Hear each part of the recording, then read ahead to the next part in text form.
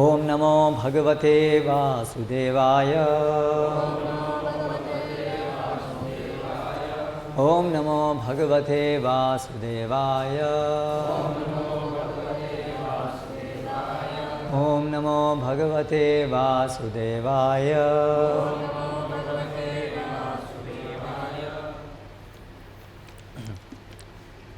श्रीमद् भागवतम स्कंद 4 अध्याय 12। ध्रुव महाराज का भगवान के पास जाना। श्लोक क्रमांक 47। महत्वम इच्छताम तीर्थम श्रोतुः शील आदयः गुणाः यत्र तेजः तत् इच्छूनां मानः यत्र मनस्विनां महत्त्वमिच्छतां तीर्थं श्रोतुशीलादयो गुणाः यत्र तेजस्तदिच्छूनां मानो यत्र मनस्विनां महत्त्वं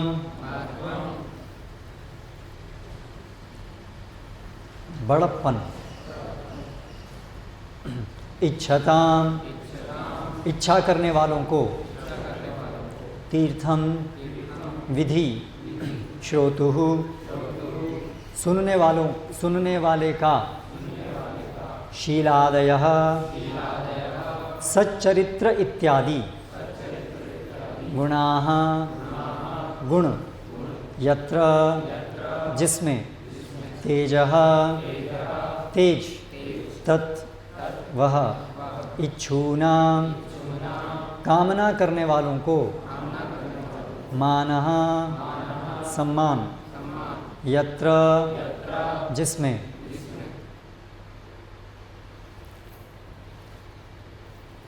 मनस्विनां विचारवान पुरुषों को। अनुवाद एवं तात्पर्य द्वारा कृष्ण कृपा मूर्ति श्री श्रीमद् अभय चरणारविंद भक्ति वेदांत स्वामी प्रभुपाद। जो कोई भी ध्रुव महाराज के इस आख्यान को सुनता है वह उन्हीं के समान उत्तम गुणों को प्राप्त करता है। जो कोई महानता तेज या बड़प्पन चाहता है उन्हें प्राप्त करने की विधि यही है।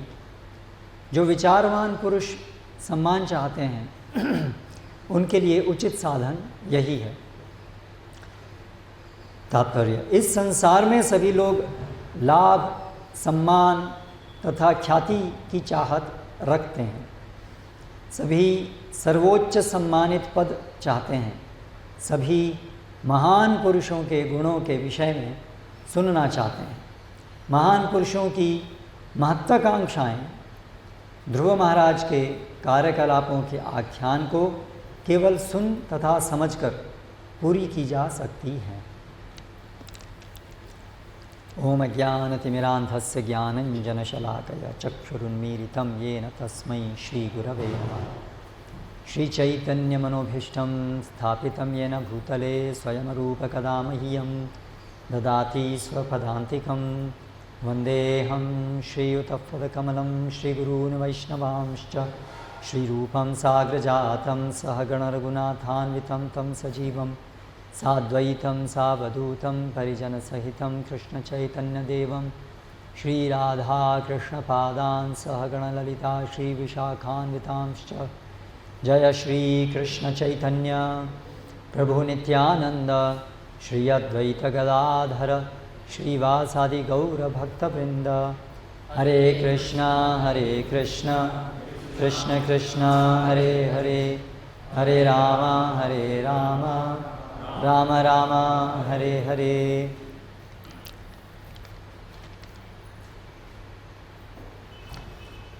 महत्तमिच्छतां तीर्थं श्रोतुः शीलादयो गुणाः यत्र तेजस्तदिच्छूनां मानो यत्र मनस्विनाम्। पिछले श्लोक से ही ये श्लोक जो है आगे जारी हो रहा है। पिछले श्लोक में बताया श्रुत्वा एतद् श्रुत्वैतत् श्रद्धया भीक्षणम् अच्युत प्रिय चेष्टितम भवेद भक्तिर भगवती यया स्यात् क्लेश संशयः। ध्रुव महाराज के विषय में सुनने की महिमा को पिछले श्लोक में बताया। श्रुत्वा, इसको सुनकर जो अच्युत प्रिय हैं उनकी चेष्टितम, उनके क्रियाकलापों को सुनने से क्या क्या लाभ होंगे। कल कुछ लाभ बताए और आज आगे उन्हीं लाभों को बताया जा रहा है। तो क्या लाभ होंगे सुनने से? महत्वम इच्छताम तीर्थम, जो लोग महान बनना चाहते हैं, ये जो ध्रुव महाराज के विषय में सुनना उसकी विधि है, महान बनने की विधि है। महत्वम इच्छताम तीर्थम, तीर्थम अर्थात विधि, तीर्थ, ये जो शब्द है तीर्थ, तीर्थ स्थान हम बोलते हैं तीर्थ, तो उसका एक अभिप्राय ये भी है कि वहाँ से भगवत धाम जाने का रास्ता सुलभ होता है। तो मार्ग, रास्ता, तीर्थ, जहाँ से भगवत धाम जाने का मार्ग शुरू हो उसको तीर्थ कहते हैं। तो उसी प्रकार यहाँ पर भी ये शब्द तीर्थ अर्थात विधि, मार्ग। महत्वम इच्छताम तीर्थम, तो जो महानता चाहते हैं उनके लिए महान बनने का मार्ग है ध्रुव महाराज जैसे महान भक्तों के क्रियाकलापों को सुनना। श्रोतुहु शीलादयो गुणाः, जो शील इत्यादि गुणों को प्राप्त करना चाहते हैं उनके लिए ये जो सुनने वालों को ये फल प्रदान करने वाला ये मार्ग है। ध्रुव महाराज जैसे महान भक्तों के विषय में सुनना, जो श्रेष्ठ गुणों को प्राप्त करना चाहते हैं उनको ये प्रदान करता है जो सुनते हैं। यत्र तेजस तद इच्छूनाम, जो तेज प्राप्त करना चाहते हैं, तेज, शक्ति प्राप्त करना चाहते हैं, शक्तिवान बनना चाहते हैं, उनके लिए ध्रुव महाराज जैसे महान भक्तों को सुनने से ये फल प्राप्त होगा। यत्र तेजस तद इच्छूनाम, मानो यत्र मनस्विनाम, और जो मनस्वी हैं, जो विचारवान हैं, और विचारवान होने से वो समाज में मान चाहते हैं, उनको भी ये फल कैसे प्राप्त होगा? ध्रुव जैसे महान भक्तों के चरित्र को सुनने से ये प्राप्त होगा। तो इस प्रकार इस श्लोक में और इसके पहले के श्लोक में भगवान और विशेष रूप से भगवान के महान भक्तों के विषय में सुनने के महत्व को बताया गया है। तो ये जो सद्गुण हैं ये दो परिप्रेक्ष्य में देखे जा सकते हैं। एक सद्गुण की तरह से भी देखे जा सकते हैं और एक अलग परिप्रेक्ष्य में दुर्गुण की तरह से भी देखे जा सकते हैं। जैसे मान सम्मान की इच्छा प्राप्त करना, वो एक दुर्गुण भी हो सकता है, एक सद्गुण भी हो सकता है। जैसे अंग्रेजी में भी शब्द है प्राइड, तो उसके भी दोनों कन्नोटेशंस हैं। We take pride in being good people, हमें गर्व है कि हम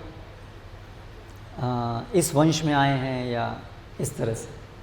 तो वो गर्व जो है यहाँ पर एक सद्गुण की तरह से उपयोग में होता है। यानी कि गर्व यहाँ पर है कि हम एक जिम्मेदारी ले रहे हैं कि हम समाज में इस कार्य को करें, हमें यह गर्व है कि हम इसको क्रियान्वित करने में भाग ले रहे हैं, उस तरह से अच्छी सेंस में। और गर्व का एक गलत तरीके से भी है कि केवल स्वसंतुष्टि के लिए ही हम उसको प्राप्त करने की कोशिश कर रहे हैं, सेल्फिशनेस। तो उसी प्रकार से यहाँ पर जो ये गुण है वो सद्गुण का अभिप्राय देने वाले हैं। महत्वम, महान बनने की इच्छा। महान बनने की इच्छा किस तरह से कि हम भगवान के कुछ क्रियाओं को कर सकें, भगवान की इच्छाओं को पूरा कर सकें, इस प्रकार से महान बनना, न कि केवल अपनी प्रसिद्धि के लिए महान बनना। तो इस तरह से हम इस श्लोक को समझ सकते हैं। तो संसार में वर्तमान समय के अंदर जो भी महान गुणों की बात की भी जाती है, एक तो महान बनने की बात आजकल बहुत कम होती है। आजकल निकृष्ट दुर्गुणों को महान माना जाने लगा है। जब ऐसा होता है समाज में तो इसका अर्थ है कि समाज बहुत ही अत्यंत तमोगुण में जा रहा है, जिसमें कि सद्गुण क्या है, दुर्गुण क्या है, ये भेद भी खत्म हो जाता है। जब ऐसा होता है तो समाज अभी नष्ट होने के कगार पर है, ऐसा समझना चाहिए। वर्तमान में ऐसा समय चल रहा है, दौर ऐसा चल रहा है कि अभी दुर्गुण और सद्गुण में अंतर ही लोगों को दिखना बंद हो गया है। जैसे एक सत्वगुणी समाज में, जिस समाज में सत्वगुण का प्रभाव है, वहाँ पर कोई व्यक्ति यदि दंभी होगा, अहंकारी होगा, तो वो एक दुर्गुण के रूप में देखा जाएगा। ये दुर्गुण है, बड़ा दंभी है। या कोई अपने को बहुत हमेशा आगे रखेगा, अपने को बड़ा बनाने की, बड़ा दिखाने की कोशिश करेगा, तो उसको सज्जन दुर्गुण के रूप में देखेंगे। और समाज में यदि इस प्रकार सत्वगुण का प्रभाव है तो अधिकांश लोग इसको देख पाएंगे कि ये दुर्गुण है।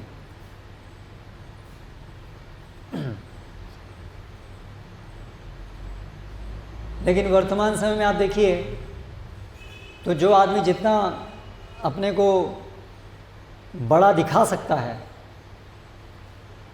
तो सामान्य लोग उसको अच्छा मानते हैं, उसको रिस्पेक्ट देते हैं। तो ये कलयुग के लक्षणों में ही बताया गया ना 12वें स्कंद में। उन लक्षणों में एक ये भी है, जो आदमी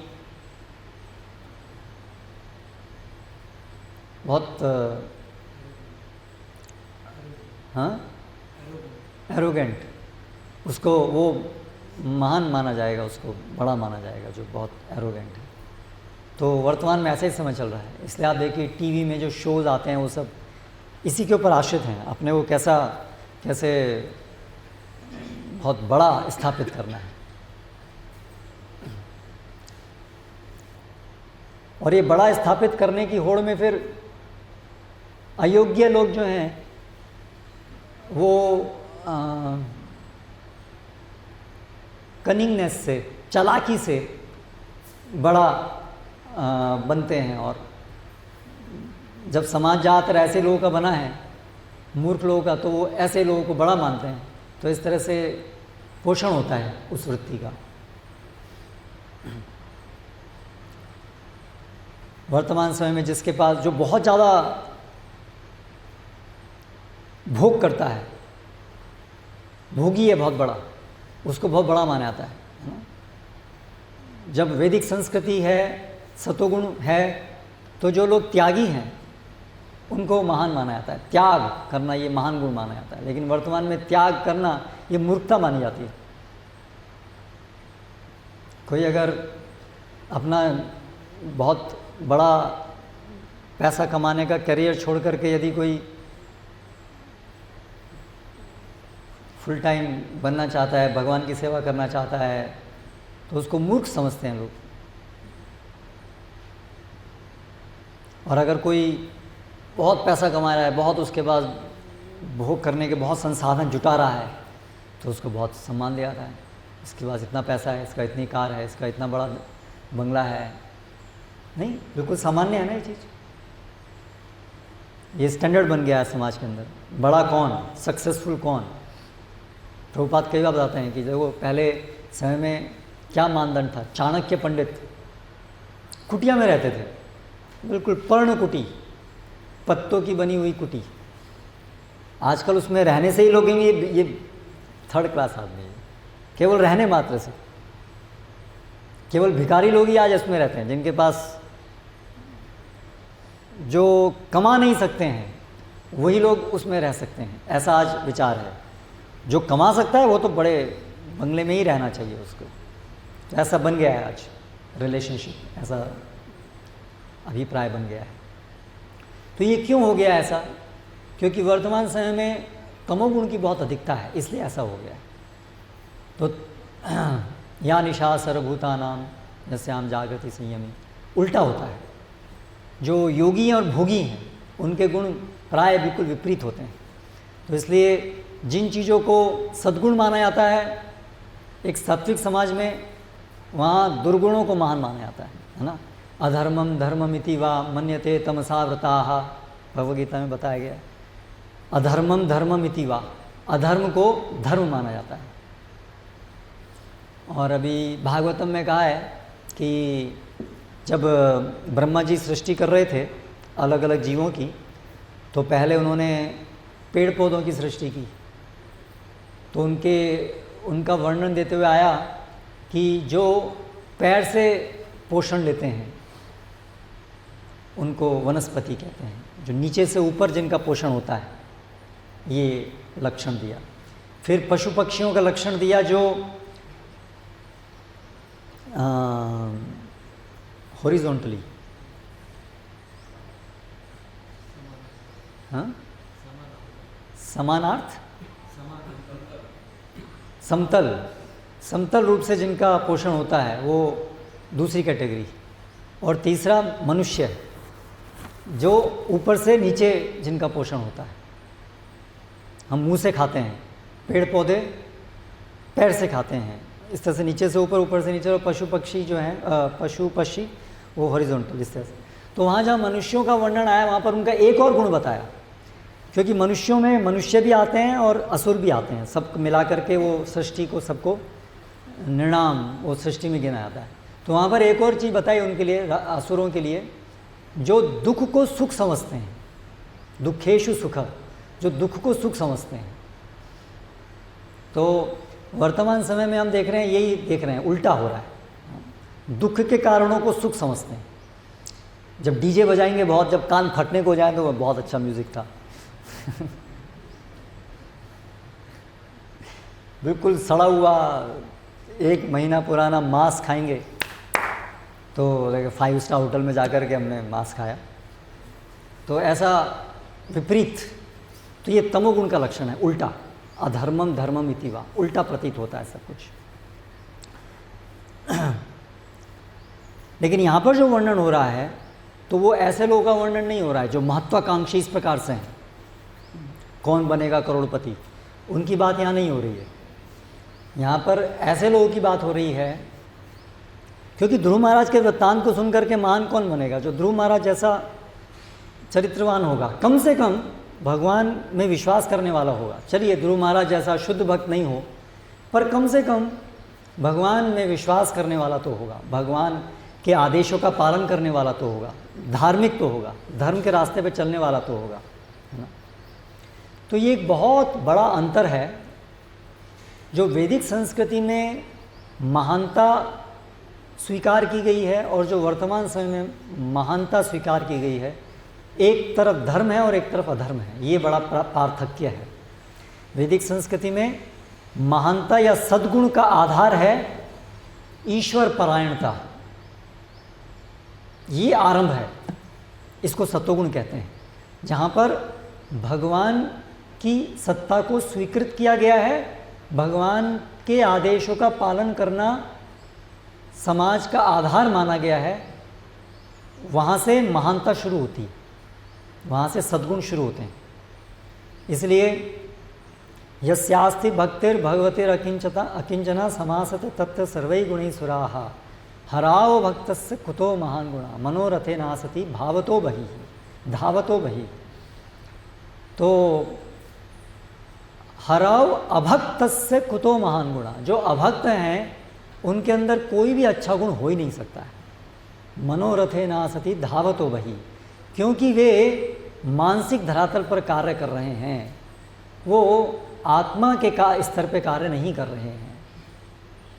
सद्गुण की शुरुआत इसलिए वहाँ से होती है जहाँ पर ये समझ आरंभ होती है कि हम शरीर नहीं है, हम आत्मा है। जहाँ पर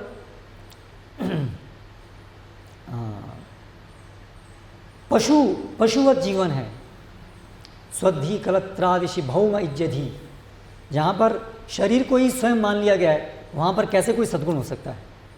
वहाँ तो पशु जैसे गुण ही होंगे, क्योंकि पशु का स्वभाव है कि वो केवल शरीर को ही अपना मानते हैं। और उसी संदर्भ में जहाँ पर ब्रह्मा जी में बता रहा था सृष्टि करते हैं, तो वहाँ जब पशु पक्षियों के गुणों का वर्णन हुआ तो एक तो ये हुआ कि जो आहार पोषण समतल रूप से ग्रहण करते हैं, और दूसरा वहाँ हुआ जो केवल जिनके लिए मोटिवेशन केवल भूख और प्यास, यही जिनके लिए प्रेरक तत्व होते हैं, जिनके जीवन में विचार यहीं तक सीमित होते हैं, भूख और प्यास से संबंधित, उनको पशु पक्षी कहा गया है। और जो कल का नहीं सोचते हैं, जो भविष्य का नहीं सोच सकते हैं, यानी जो उच्च विचार नहीं कर सकते हैं, जो केवल इस शरीर तक ही जिनकी सोच रहती है, उनको पशु पक्षी कहा गया है। तो इसलिए मनुष्य जीवन, इसलिए वहाँ पर वो आता है आहार निद्रा भय मैथुनम सामान्य में तत् पशुभिर्नृणानाम धर्मो ही तेषाम अधिको विशेषो धर्मेण ही न पशुभिर्नृणानाम। इसलिए मनुष्य और पशु पक्षियों में जो पार्थक्य है वो यहीं से होता है, धर्म और धर्म के विचार से होता है।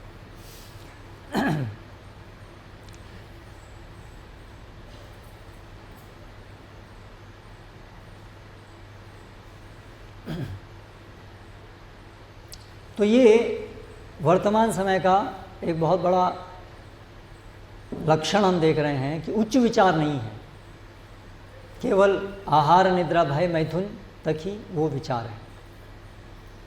और उसके संदर्भ में ही महानता और ये सारे जो गुण हैं उसी के संदर्भ में ही आज देखे जाने लगे हैं। लेकिन यदि हम चाहते हैं कि समाज में सद्गुण आएं लोगों के अंदर, हमारे अंदर, तो उसका उपाय यही है जो यहाँ बताया गया है। अच्युत प्रिय चेष्टितम श्रोतु सुनना, यानी भक्ति संबंधित जिसका आरंभ सुनने से होता है, उसी से ही कोई शुभ हो सकता है, अन्यथा कोई शुभ संभव नहीं है। नहीं तो रावण और हिरण्यकशिपु जैसे महान लोग बनेंगे, वो भी महान थे ना, बहुत शक्तिशाली थे, बहुत उनका तेज था, ये सब चीज़ें वहाँ भी हम देख सकते हैं। पर्सनैलिटी डेवलपमेंट आजकल का वो है, आजकल के लोगों के रोल मॉडल ये हैं, हिरण्यकशिपु रावण। वास्तव में यदि आज कोई रावण जैसा हो जाए, मतलब जो भी आज बड़े हैं वो रावण जैसे ही, थोड़े छोटे बड़े रावण हैं, उन्हीं को ही आज महान बताया जाता है। जैसे फिल्म एक्टर्स एक्ट्रेस, ये आज बड़े लोग गिने जाते हैं। साउथ इंडिया में तो उनकी पूजा मंदिर है, मतलब ज़्यादातर पॉलिटिशियन सारे वही होते हैं, जो फिल्म एक्टर एक्ट्रेस होते हैं वही राजनेता बन जाते हैं। पहले ये था कि राजा कौन बनेगा, राजा कौन होगा, जो धार्मिक होगा। लेकिन आजकल तो इतना सामान्य हो गया है कि हम ऐसा सोचते ही हैं, सामान्य प्रजा बिल्कुल आसानी से स्वीकार करती है, ऐसा सोचती है कि कोई अभिनेता वो राजा बनेगा। क्या कनेक्शन है? अभिनेता मतलब क्या है? मनोरंजन करने वाले लोग, करेक्ट। शास्त्रों में इन लोगों को शूद्र कहा गया है, शूद्र की कैटेगरी में आते हैं लोग, मनोरंजन करते हैं। तो मनोरंजन करने वाला वो, हम उसको देश का मार्गदर्शन देने वाला, दिशा निर्धारण करने वाला, उसको मनोरंजन करने वाले को हम ये चुनते हैं। तो क्या हमारी मानसिकता है, क्या समझ है हमारी आजकल?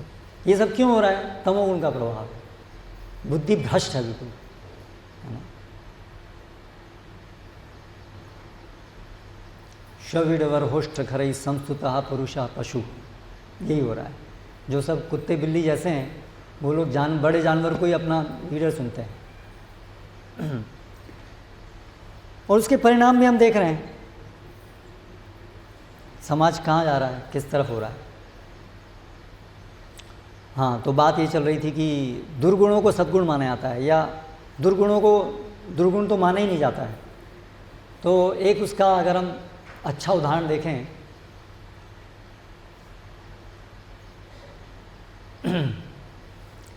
एक बहुत सामान्य समझ थी कि विवाह के बाहर कोई स्त्री पुरुष संबंध बहुत ही घिनौना माना जाता है, निकृष्ट माना जाता है। लेकिन अमेरिका के अंदर विवाह से पहले कोई स्त्री पुरुष का संबंध हो उसको गलत नहीं माना जाता है स्पष्टतः। इसलिए लगभग ऑलमोस्ट 100% है कि विवाह से पहले स्त्री पुरुष का संबंध होता है। तो ये कितना बड़ा बदलाव है एक अमेरिकन सोसाइटी में, जो आज का अमेरिका है, जो कल का भारत है, उसमें और एक वैदिक संस्कृति, या इवन अमेरिका के अंदर भी जो आज से कुछ 100 साल पहले का जो समाज था, उसमें आज में कितना बड़ा बदलाव आ गया। जो चीज़ पहले अचिंतनीय थी, सोच भी नहीं सकते थे कि ऐसा संभव है, आज लोग सोच भी नहीं सकते कि वो गलत कैसे है। इतना बड़ा बदलाव आ गया, धरती आसमान का अंतर हो गया।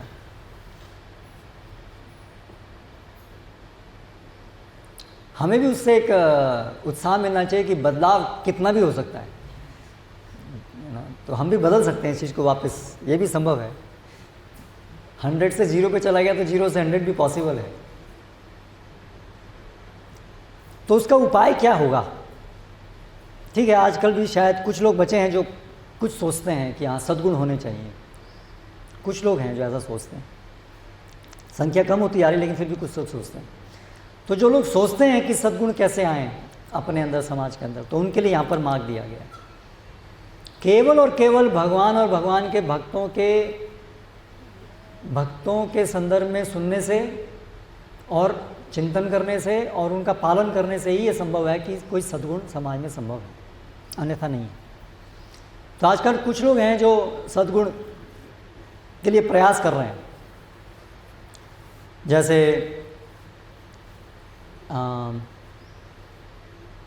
डी एडिक्शन सेंटर्स, शराब की लत छुड़वाओ। एक कुछ लोग हैं जो ऐसे अभियान चला रहे हैं गाँव में कि शराब नशा मुक्ति अभियान, ऐसे बहुत सारे कुछ अभियान चल रहे हैं, नशा मुक्ति अभियान, है ना। और कौन कौन से अभियान हैं? कुछ प्रमुख अभियान सद्गुण वाले, दुर्गुण वाले तो बहुत सारे अभियान हैं। स्वच्छता अभियान, स्वच्छता अभियान, और बेटी बचाओ। हाँ, बेटी बचाओ अभियान, ये भी। हाँ, अब वो सद्गुण वाला है कि दुर्गुण वाला है, वो उसको समझना ही मुश्किल है, वो कैसे वाला कैसे कहें, क्योंकि इनके अनुसार जो डेफिनेशन है, ठीक है, वो तो बहुत कॉम्प्लिकेटेड हो गया। आपने थोड़ा सिंपल उदाहरण दिया, बहुत कॉम्प्लिकेटेड है वो तो पॉइंट। तो ऐसे अभियान हम चलाते हैं कि नशा मुक्ति अभियान, लेकिन ये कोई भी अभियान जो है वो सफल नहीं होंगे जब मूल में भगवान की अवहेलना छुपी है। जो समाज भगवान और भगवान के आदेशों की अवहेलना पर टिका है, उस समाज में कभी भी कोई सद्गुण नहीं आ सकता स्थिर रूप से। कुछ समय के लिए ऐसा प्रतीत हो सकता है कि एक दुर्गुण हट गया, जैसे ऐसे अभियानों से कुछ फल तात्कालिक रूप से मिलते हैं, लेकिन क्योंकि दुर्गुणों का मूल भगवान की अवहेलना वो है, इसलिए आप एक दुर्गुण से अगर बचे तो दूसरा दुर्गुण प्रकट होगा ही होगा, क्योंकि मैन्युफैक्चरिंग यूनिट लगी हुई है, नीचे काम कर रही है वो दुर्गुणों को बनाने वाली। तो आप एक दुर्गुण से को रोकेंगे तो दूसरा दुर्गुण निकलेगा उससे। ये विज्ञान है। इसलिए अगर हम समाज का अवलोकन करते हैं तो कोई एक दुर्गुण से अगर हम बच भी पाते हैं तो कोई दूसरी समस्या, दूसरा दुर्गुण खड़ा हो जाता है।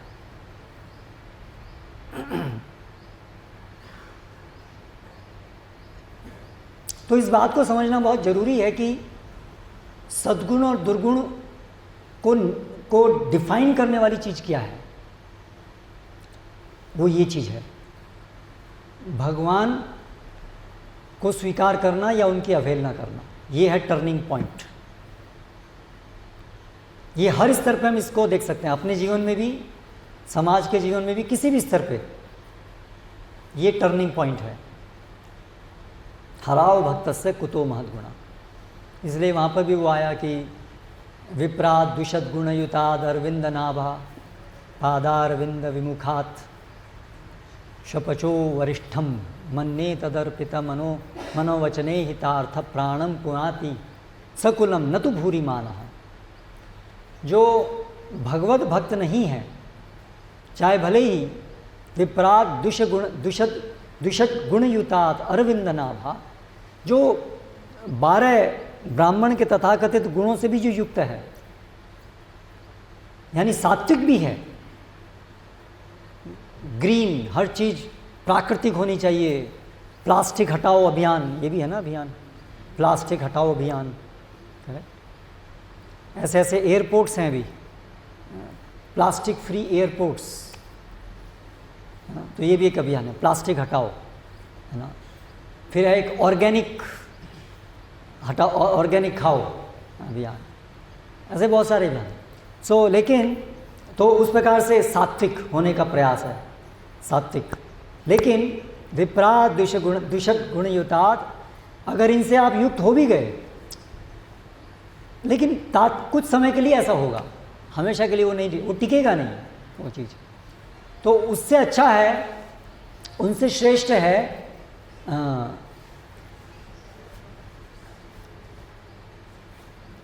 उससे श्रेष्ठ है स्वपच वरिष्ठम, जो अगर किसी का जन्म बहुत निकृष्ट परिवार में हुआ है या किसी के पूर्व में बहुत निकृष्ट गुण रहे हों, दुर्गुण रहे हों जिसमें, लेकिन वो यदि भगवत भक्त बन जाता है तो वो बहुत अधिक श्रेष्ठ है, क्योंकि पुनाति सकुलम, वो अपने सारे कुल को शुद्ध कर सकता है, न तो भूरी मानः। लेकिन जो तथाकथित सारे बाह्य रूप से अच्छे गुणों से युक्त भी है, लेकिन अगर कोई अभक्त है तो वो न अपने को शुद्ध कर सकता है, न दूसरों को शुद्ध कर सकता है। तो वही समझने की बात है, जिसमें भगवत भक्ति नहीं है, जो भगवान की अवहेलना है, जो समाज भगवान की अवहेलना पर टिका है, उसमें कोई सद्गुण हो ही नहीं सकता। आज नहीं तो कल आप देखेंगे वो दुर्गुण ही बढ़ेंगे और सत्यानाश ही होगा, वहाँ कोई सद्गुण आ ही नहीं सकते। इसलिए आज जो भारत देश में आज बात हो रही है, भारतीय विद्या, भारतीय संस्कृति, इसकी कुछ बात चल रही है आजकल, पिछले 10 सालों से ज़्यादा चल रही है।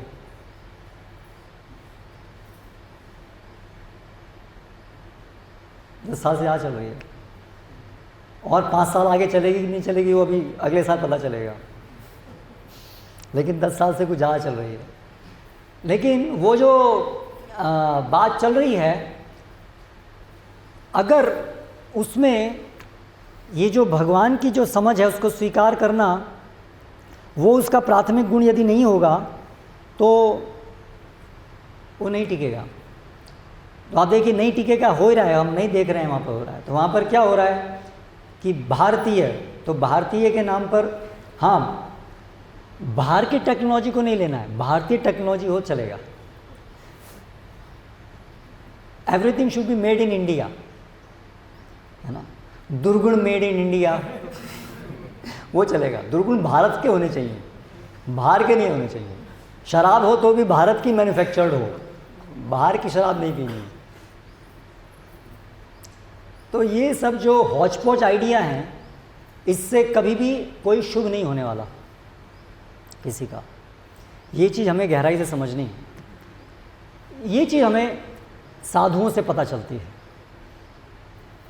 प्रभुपाद जैसे साधु गणों से, भागवतम में जैसे साधु गणों से हमें ये बात पता चलती है कि समाज का श्रेय केवल वहीं से आरंभ होगा जहाँ पर धर्म है, और धर्म का मतलब है जहाँ भगवान की सही समझ है, और धर्म की पराकाष्ठा है भगवत प्रेम। इस तरह से हम समझ सकते हैं, जो धर्म भगवत प्रेम तक नहीं ले जाता वो धर्म की सही समझ नहीं है, वो अधूरा है। और जिस धर्म में भगवान की कोई समझ है ही नहीं, वो तो धर्म के नाम पर अधर्म है।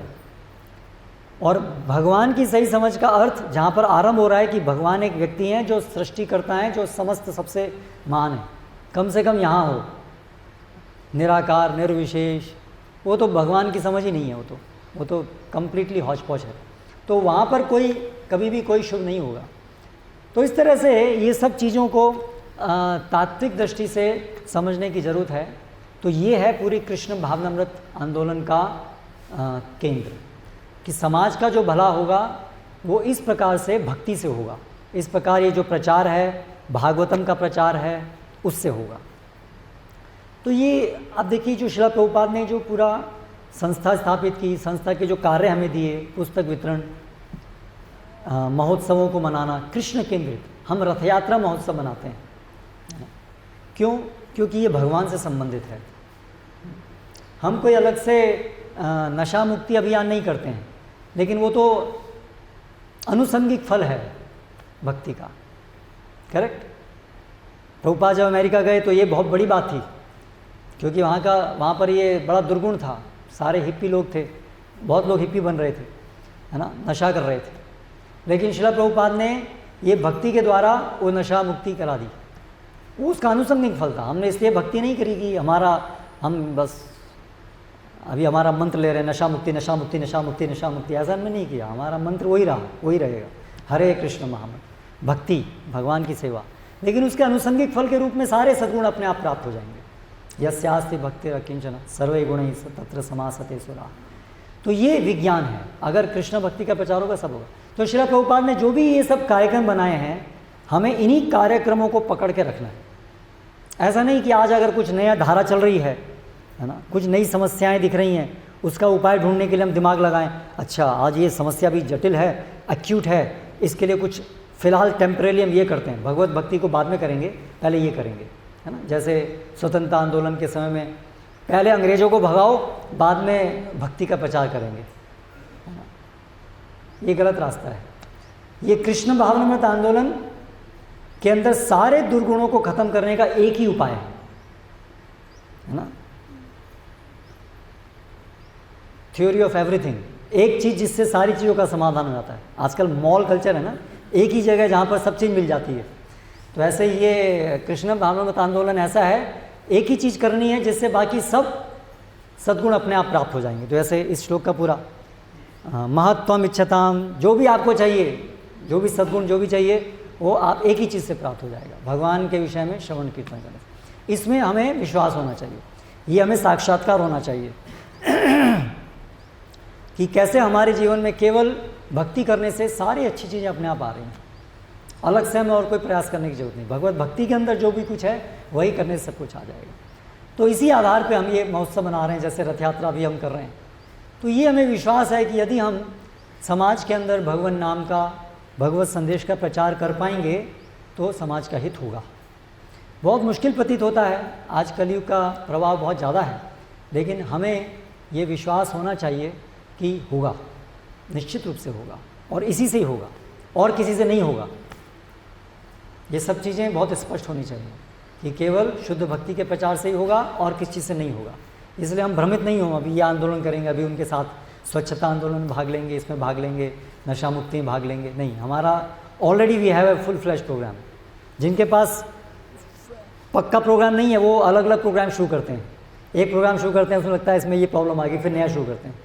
तो हमें ये सब करने की जरूरत नहीं है, क्योंकि हमारे पास परफेक्ट प्रोग्राम है ना, जो चिरकाल से चला आ रहा है।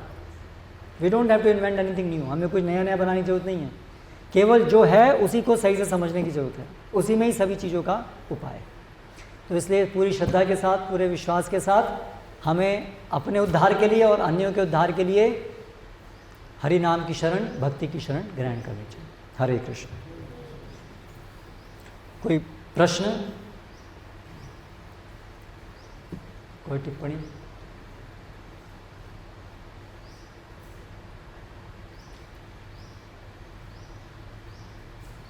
yes.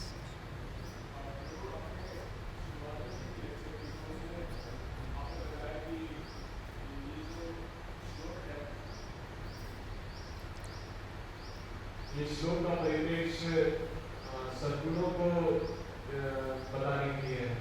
उस परिप्रेक्ष्य में दिया गया है। लेकिन जो अनुवाद और तात्पर्य है उसमें बताया है कि भौतिक जगत में लोग ये सब आकांक्षाएं रखते हैं, तो उसमें कोई आध्यात्मिक परिप्रेक्ष्य को ऐसा प्रतीत नहीं हुआ। तो भौतिक जगत में भी, भौतिक जगत में ऐसा नहीं, भौतिक जगत तो केवल दुर्गुणों के लिए ही है। देवतागण भी भौतिक जगत में है, करेक्ट? तो देवतागण ही भौतिक जगत में है लेकिन देवतागण दैवी गुण, इसलिए दैवी आसुरी गुणों का जहाँ वर्णन आता है तो देवताओं के गुण दैवी गुण हैं, तो उनके अंदर भी शुद्ध भक्ति नहीं है, वहाँ पर महत्वाकांक्षा है, लेकिन वो भगवान की सेवा में नियोजित है, भगवान की अवहेलना पे आधारित नहीं है। तो अभी ध्रुव महाराज के वृत्तांत को सुनकर के रावण कोई कैसे बनेगा?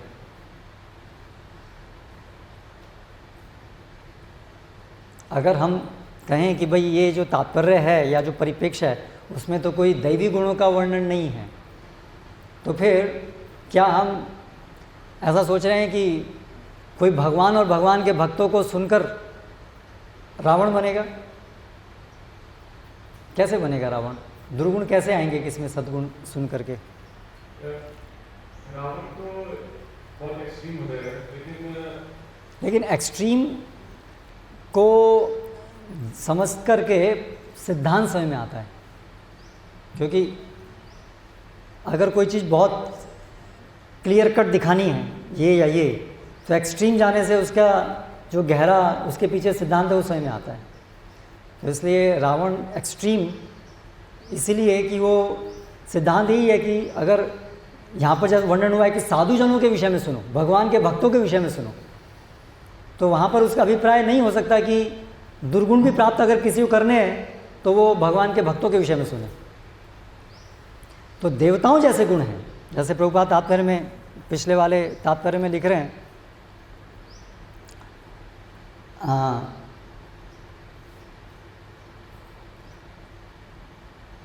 यदि कोई इस अध्याय को पढ़कर और सुनकर ध्रुव महाराज के विषय में निरंतर पढ़े तो उसे इच्छानुसार जीवन की परम सिद्धि प्राप्त हो सकती है, और सबसे मुख्य बात तो यह है कि उसे एक महान भक्त बनने का अवसर प्राप्त होता है।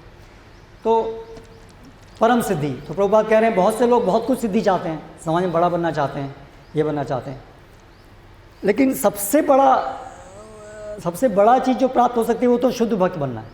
लेकिन अगर किसी को और भी कुछ चीज़ें चाहिए तो भी उसको भगवान की भक्ति से प्राप्त हो सकती है। तो यहाँ पर जैसे अकामा सर्व कामा मोक्ष कामा उदारधी तीव्रेण भक्ति योगेन यजेत पुरुषम परम।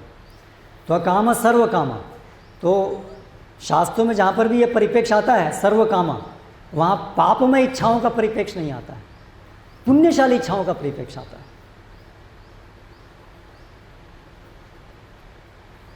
क्योंकि पूरा परिप्रेक्ष्य जो है वो पापों को तो निरस्त किया गया है, पापों को तो कहीं बढ़ा, पापों को करने के लिए तो कहीं प्रोत्साहन है ही नहीं, इसलिए वो तो परिप्रेक्ष्य नहीं है, वो तो संदर्भ ही नहीं है। इसलिए संदर्भ तो केवल पुण्यशाली चीज़ों का ही हो रहा है, सद्गुणों का है। हाँ, उसमें शुद्ध भक्ति नहीं है, कुछ अपनी भी महत्वाकांक्षा है, लेकिन वो धार्मिक होनी चाहिए।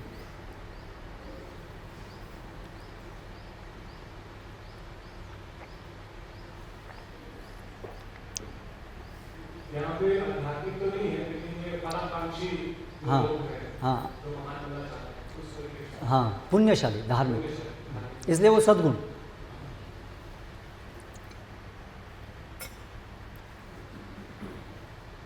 कहाँ गए वो? हाँ, आपका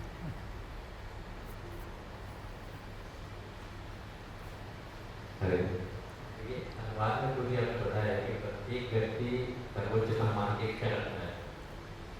अनुवाद में मैंने बताया, प्रभुपाद जी ने बताया। अच्छा, प्रत्येक व्यक्ति सर्वोच्च सम्मान की इच्छा रखता है। इसमें ये ऑलरेडी हमें इनबिल्ट है, इसमें ऑलरेडी ये सोच हमें इनबिल्ट है, अंदर है। हाँ, तो आपने बताया कि गलत भी हो सकता है, लेकिन कहीं फिर कहते हैं इसको कैसे समझे कि सम्मान की इच्छा रखना सही कहते हैं? हाँ, जैसे मैं सम्मानित हूँ धर्म पे चलने के लिए, अगर मेरा नाम हो तो इस तरह से हो कि ये धर्म पे चलने वाला व्यक्ति है। रघुकुल रीत सदा चली आई, प्राण जाए पर वचन न जाए, ये गर्व। कि ये है हमारा गर्व, हम कभी झूठ नहीं बोलेंगे, हम कभी ये नहीं करेंगे, हम सत्य के रास्ते पे चलेंगे। ये गर्व अनुभव करना है कि हम इस रास्ते पे चल रहे हैं, वो सही गर्व है, वो गलत गर्व नहीं है। इस सम्मान की इच्छा से हम सही रास्ते पे चल सकते हैं, क्योंकि उसमें प्राथमिकता नहीं है सम्मान की इच्छा, उसमें प्राथमिकता है कि भगवान प्रसन्न हो। हम उसमें गर्व अनुभव कर रहे हैं कि हम भगवान की इच्छा के अनुसार कार्य कर पा रहे हैं। वो गर्व सबॉर्डिनेट है, वो प्राथमिक नहीं है।